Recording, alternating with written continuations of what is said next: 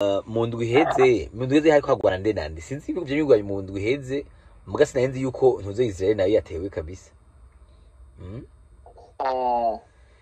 Ya none iyo ntambara Iran hari beef rasa dafitaniye na ntuze na Israel.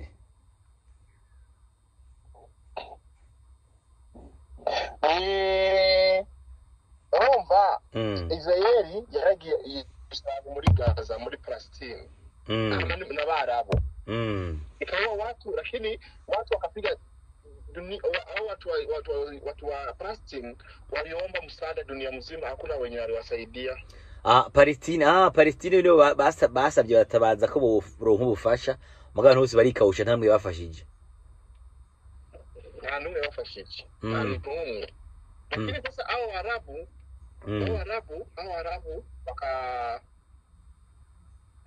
wa Iran wakasema watawasaidia, watarevenge. Iran imeonya Amerika. Imesema mkiingililia Amerika nayo inasema hamwezi piga juu Amerika huwa ina support Israel. Unaona? So mkiwa support Amerika ikiingilia tunagonga New York. Tuko serious. Iran is gonga New York. Iran is tishia Amerika. America ni super power. Oya muga nyimba basa mabombe nucleaire. Urumva muri ico gihe ukomeye n'uyire kuyubwa mbere, naho Iran naho itazi niyo bikomeye gusumba Iran. Hama nyimba bafise byo kuri zo bombe nucleaire hama bakayire kuri ubwa mbere. Urumva ko muri ico gihe ntiwovuga ngo batsinze, urumva ko bose kumva bombe nucleaire n'ikintu giteye ubwoba kirandura hamwe igisagara cyose gisigara ari ubufu kabisa, kwaho uciye nta kimwe gisigara kabisa. Nuvuga naho utaraye ntaguciriyemwo, nukuvuga Israel imaze igihe igumisotora ibindi bihugu by'Abarabu, itera ibindi bihugu yitwaje ko bashigikiwe na Etats-Unis. Nuvuga ro Iran yari yabwiye ati mwebwe tuzobahora abo bagumye bategwa. Uburundi umuntu yova ko bagombye kubaha leson nabo rero. Ishigikiwe na Etats-Unis, ishigikiwe na Ubwongereza, ari ibindi bihugu bikaze mugapana Russia menga ntirimwe na China. China nishigikiye Amerika, Russia nishigikiye Amerika. Nubundi doki igihugu gishigirwa na Amerika usanga kenshi bari contre na badahuza na n'Uburusiya, ko Uburusiya na Bushinwa ntibahuza na Etats-Unis. Iyo ntambara urumva n'ikibazo kabisa. Iyo ntambara urumva ko mu Bibiliya problem agituma isi ntambara y'isi. For example Uburundi bushikiye nani Russia, no kuvuga Abarundi batoza gushikira Iran. Uburundi for example Uburundi bushikiwe na China na Russia. Uburundi u Rwanda ntiruhuza na France. Usanga Kongo nayo ihuza n'ibikindi gihugu. Usanga Kenya nayo iri 50-50, bakanya mu ngari 50-50. Bashaka kwitiranya na Israel, bashaka kwitiranya na Amerika. Ni hatari. Wanasotorana, Tanzania na Kenya wanasotorana. Uganda wanasotorana na Kenya. Uburundi wao n'imipaka barugaye. Wibuke Uburundi n'imipaka barugaye. Usanga rero intambara y'isi yose okubera mu bariya usanga ariko baragwana abantu bose amahanga yose usanga Amerika yamaze kugara yuko idakeneye umuntu umwe w'ibihugu 136 bakeneye abandi basaba bikurako usanga hari abantu batabikuye batangiye kugwana. Amerika haitaki wa Afrika wakuwe na freedom. Wanataka kuwa ule kijana wa Burkina Faso. Afrika ikasema ukimugusa tunaua wa Amerika wote, ambassadors zote tunaua. So wakijaribu wamugusa huyo kijana, Afrika inaua wa embassy na Amerika inaanza kupiga mabomu kwa wenye wameua wa embassy yao. Hapo ndio dunia inaanza kuharibika. Sasa tunaona tunaingia kwa vitu zenye hatujui.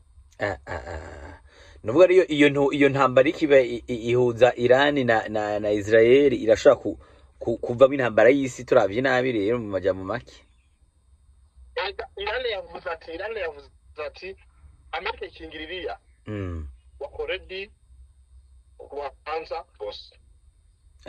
Mugaye Amerika ntakirabivuga ko kuri iyo ntambara kuri ivyo bikorera muri Israel ntakirabivuga ko ikirarungika amabomu ikirarungika nuzeya imiduga zabo ziriya ndege zabo ziriya kumupaka hariya nage masumare wakisema Trump akisaini ni hivyo novuga rero ntuze nayo itazindaritsa guca itera Iran nayo muguraza ikintu kihari kesho bajya batipe bari makini Israeli haiwezi kubali kushindwa, lazima itarudishiwa, lazima itarespond. Na ikirespond itamaliza. Irani itakuwa kijiji. Itamaliza, itakuwa desert. Mugabo rero hamwe bafise bomba atomike, hamwe Irani bo bafise bomba atomike. Bazo batwara buke. Muga hamwe boza ko kamwe kenshi itazinira tira attention ntibahuruduka kenshi no kuvuga ahiyazo banza baperinze barabe byukuri ko bafise iyo bombe atomike basa dasi iyo nuclear bomb birasho gushabireka kubera ntaba batera muga bagasanga atayo bafise ari mikango aho oye kabisa bazofutanganya igihugu cose kwe ngene ikwereka iyo bombe ngene yitwa ICBM bomb Wasi ingenda rukwereke ICBM ngambara ingenda rukwereke barufise ingenda rukwereke ndorashobora kurumukira ngorane kabisa ngorane nuvuga ugira duharage baraturya kuko ushobora kuva mu muhero w'isi kabisa ni kibazo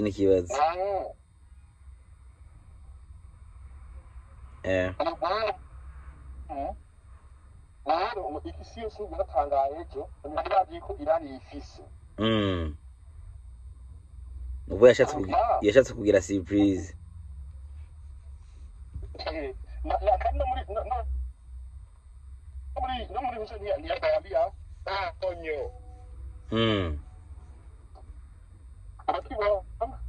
urumva rero hamwe rero bo neglige bakabifata for granted no kuvuga arashaka kuba ikibazo kuko rona ubundi aya mabombe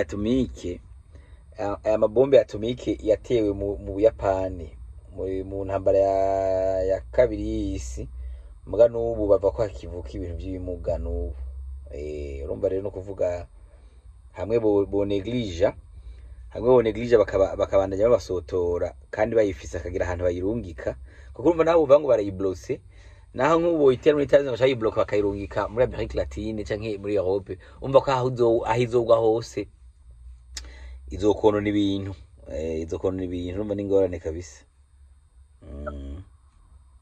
ingorane Imana idufashe cyane pe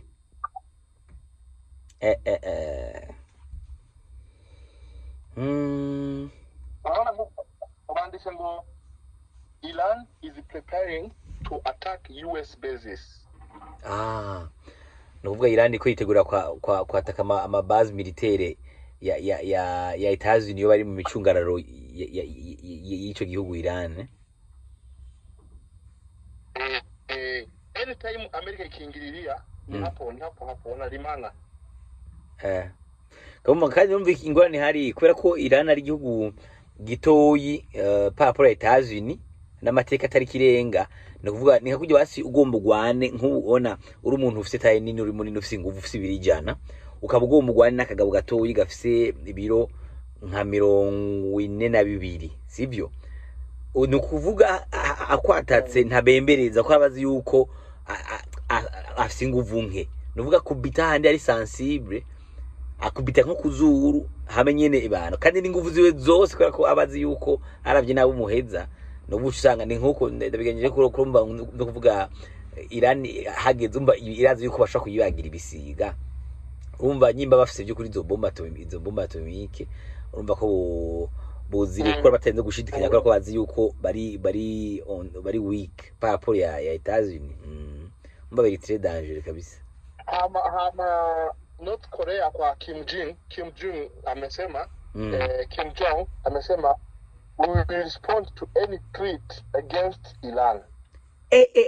Aro karabaye rero no kuvuga Korea du Nord ivuga ko hagize threateninga ntuze ya Iran wataka Iran bari tayari guca bari respondinga urumva bariko babwira Etats-Unis babwira Etats-Unis ko yenzi gatera Iran baca bajya kuri kote ya ntuze kuri kote ya Iran bayiteye.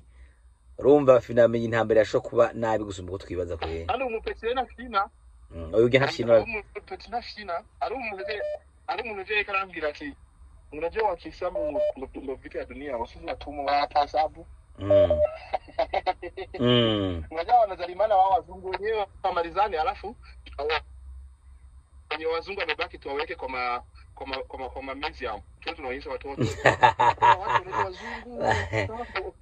ya bari nzirogwana ntihuriye gutubeza no muri Afrika mugabo sineza ko dukunda kuri ugo rugero nibo bufuma katisha imwe igatumbera ino hewe ni hatari rero ikibazo nuko ibyo n'ibintu byose nibimenyesha Yesu yavuze bizoba ko ni ibintu byavuzwe azoba intambara amahanga ku mahanga abagabo barongorane abantu byari bisigaye ari iseseme ibihugu by'abagabo bararongorana bakagira na mariage mu mashengero mugabo muri Kenya ntibakinyegeza ngo abakobwa ni lesbian bagenda bafatanye mu maboko bagasabana mu ibarabara unalavazi Nairobi ugiye Westland K1 usanga amashoga yicaranyeko abagabo babiri abagabo ku bagabo bicaranyeko basomana oh this is my love don't touch my husband kana ari umugabo so you are like you are like what amukozeko hariho abamushigikiye hariho leta abashigikiye ngo humanity uni babitagute ngo agateka kazi na muntu ukiona mshana medunga kama mwanaume na akona kadem kangine na ukimugusa utafungwa ni kupenda kwake ya sana na maisha yake why nako byanditse amashengero ibintu bagicigishije mu ry'Imana ubu bigisha ibintu byo ngo abantu baronka amahera gusa ko Bibiliya Yesu yavuze yuko hazoba gukunda amahera ibyo tuvuga na boss namukwe ku ishure we are like nowadays people they no longer need heaven, they need money. Amaharundi muntu sinzi namuguriye inge sinzi umuntu muntu nahaye ikintu sinzi ikintu namukoreye asambira ngo Imana iguha amahera ngo ndazi kariye mukeneye what namara mu ijuru abantu bakirondera ishakira amahera in a few minutes ago na waruza ati ntaronka amahera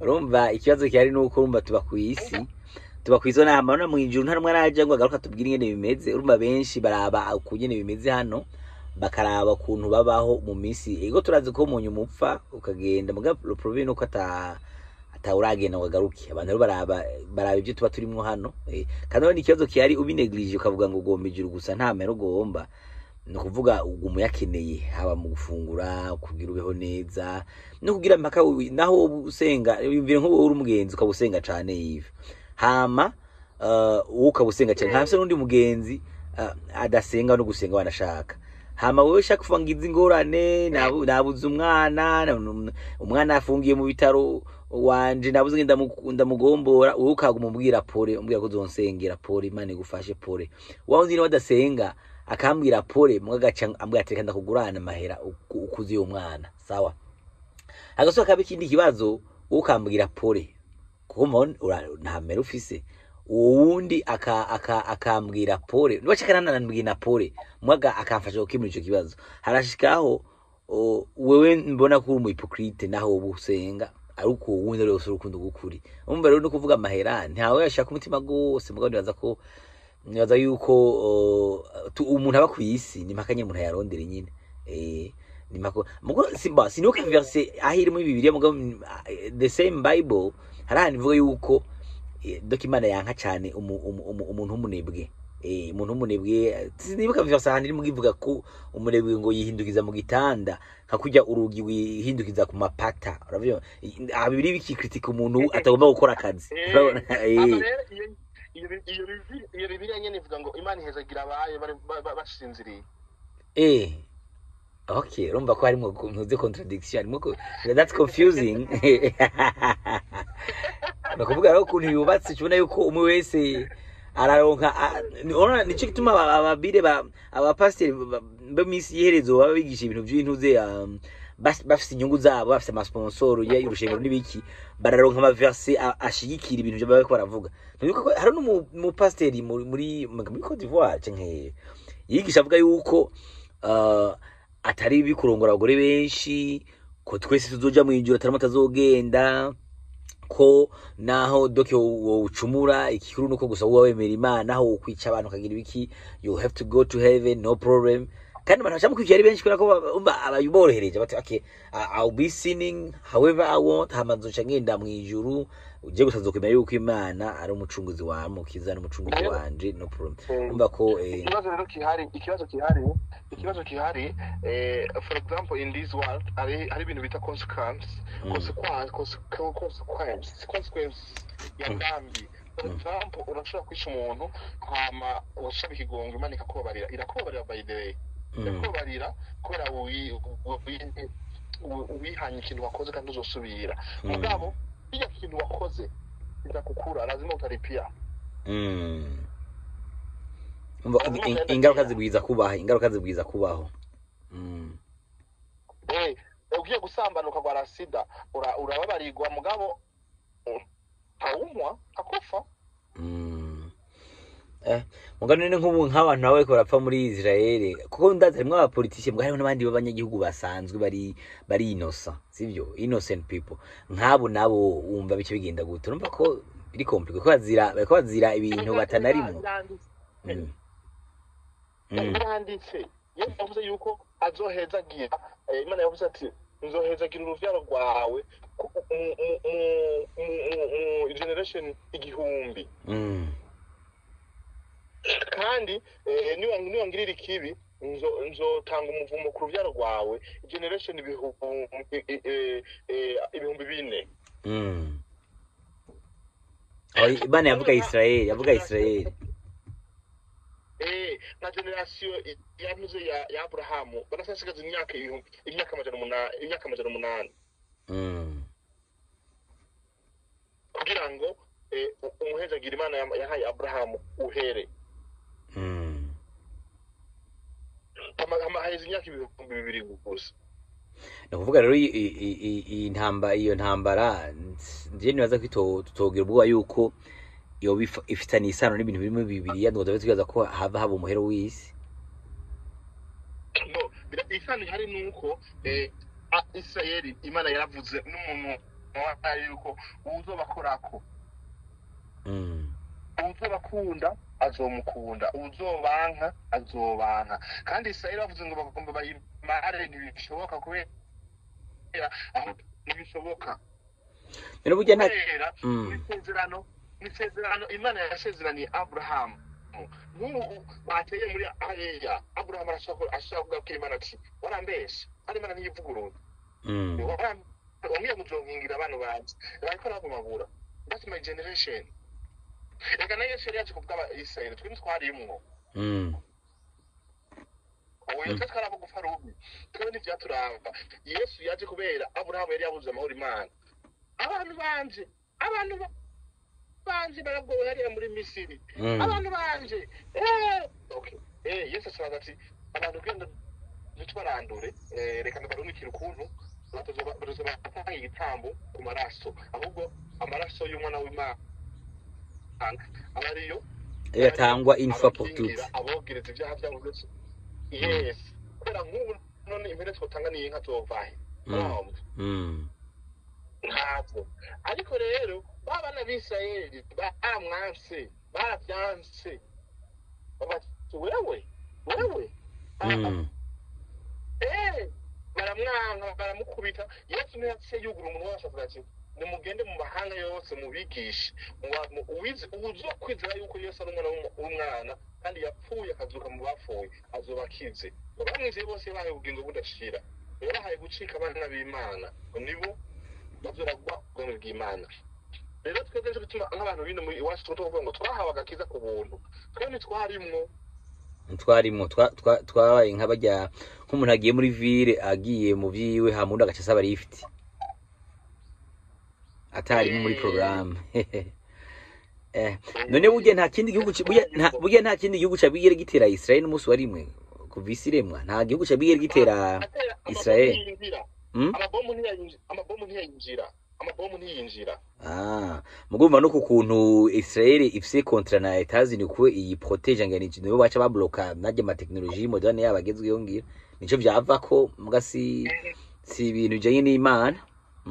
kandi nabo nyine barabizi ko Imana bakunda kandi iri mu ruhande rwabo, kandi batayimwemera Jesu, batamwemera.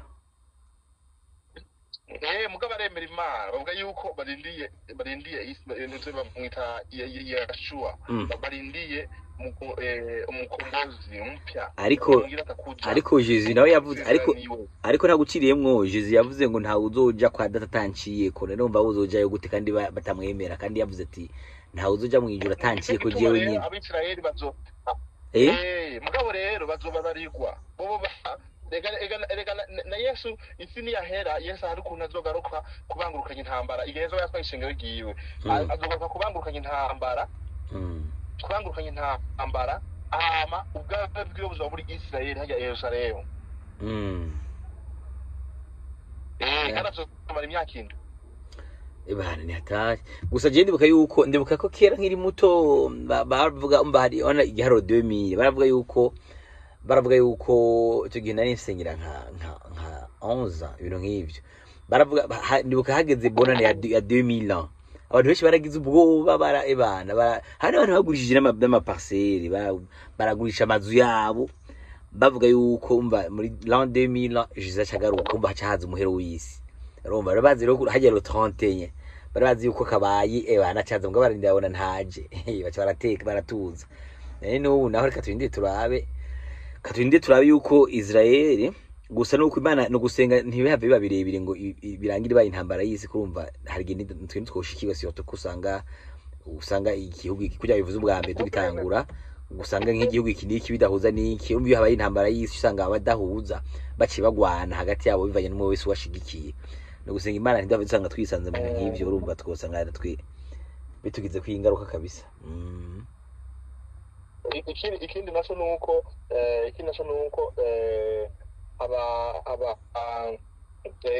nibatara kugwana indege za international nyinshi zigenda ibintu cyo gukora ibintu hanze amameri, bajya abantu bakora bafata amameri bajya Somali bagenda guteka nyara meri hizo, wataanza kuteka nyara hizo meri wanaanza kuiba vitu za watu nini, yani itaanza kuwa unaona. For example bana kwanye Russia na hiyo kindi gihugu ya good Russia na Ukraine